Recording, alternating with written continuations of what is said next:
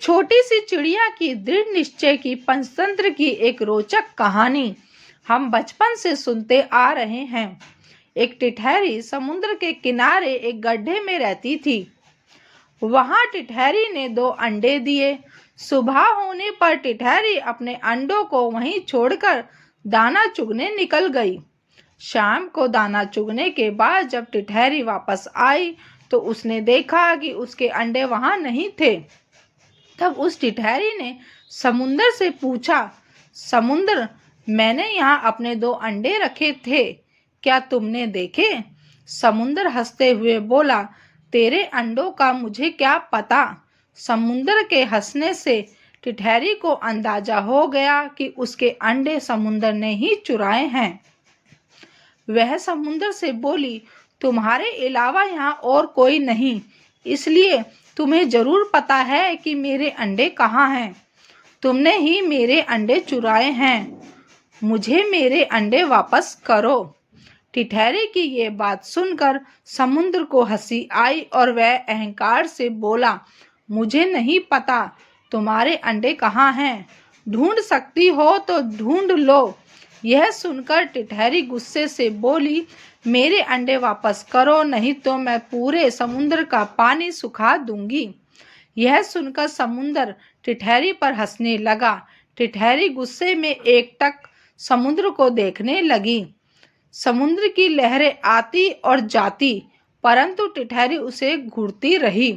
टिटहरी बोली, समुद्र, तुम ऐसे नहीं मानोगे, अब मैं तुम्हारा सारा पानी सुखाकर ही रहूंगी। कहकर टिटहरी अपनी नन्ही सी चोंच में समुद्र से पानी लेती और किनारे पर डालती। इस तरह करते करते उसे सुबह से शाम हो गई। टिटहरी ऐसे दृढ़ निश्चय से साथ काम करने लगी। सभी पशु पक्षी हैरान थे। सबको उसकी चिंता होने लगी।